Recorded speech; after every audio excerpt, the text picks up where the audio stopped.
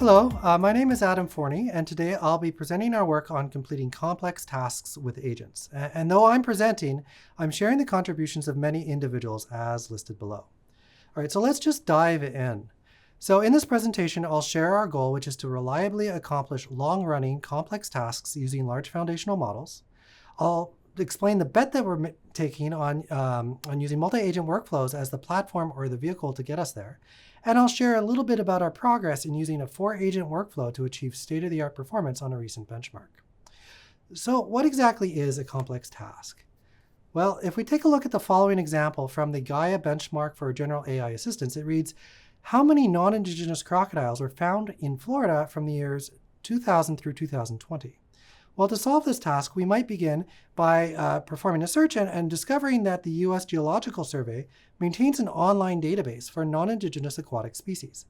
If we access that resource, we can form an appropriate query, and we'll get back results for 2 separate species.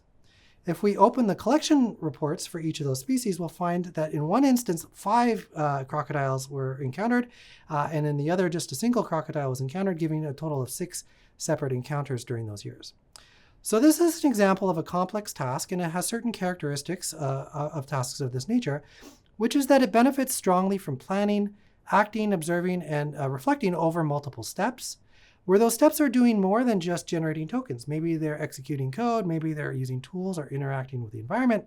And the observations they're adding information that was previously unavailable. So these are the types of tasks that we're interested in here. And as I mentioned before, we're betting on using multi-agent workflows as the vehicle to get us there. So why multi-agents? Well, first of all, the whole setup feels very agentic from sort of a first principles point of view. The agents are reasoning, they're acting, and then they're observing the outcomes of their actions. So this is very natural. But more generally, agents are a very, very powerful abstraction over things like task decomposition, specialization, tool use, etc.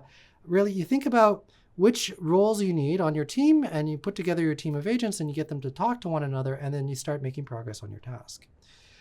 So to do all this, to build all this, we are producing a platform called AutoGen, which is open source and available on GitHub. And I encourage you to check this out at the link below. All right, so now let's talk about the progress we've been making using this approach. So if you recall that question about crocodiles from the beginning, that's from the GAIA benchmark for general AI assistance. And we put together 4 agents to work on these types of problems. It consists of a general assistant, a computer terminal that can run code or execute programs, a web server that can browse the internet, and an orchestrator to sort of organize and oversee their work. Now with that team of 4 agents, we were actually able to, in March, achieve the top results on the GAIA leaderboard for that benchmark by about 8 points. But what's perhaps more exciting to us is that we are able to more than double the performance on the hardest set of questions, the level 3 questions, which the authors of that work describe as questions for a perfect general assistant, requiring to take arbitrarily long sequences of actions, use any number of tools, and to access the world in general. So this is all very exciting, and I want to share a little bit more about what those agents are actually doing. So this is the loop or the plan that they are following. So it begins with the question or the prompt.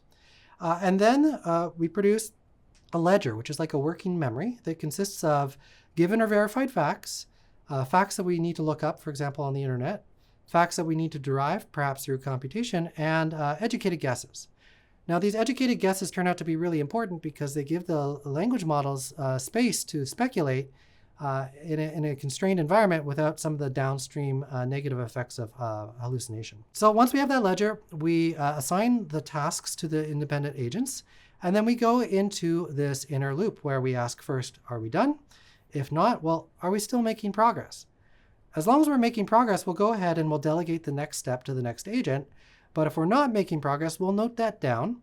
We might still delegate one other step, but if that stall occurs for 3 rounds, then we will actually go back, update the ledger, come up with a new set of assignments for the agents, and then start over. All right, so this is the configuration that's been working well for us, and it's all I have time to share with you today. But I mentioned our goal, our bet, and our progress, and I want to conclude by sharing our plans for the future.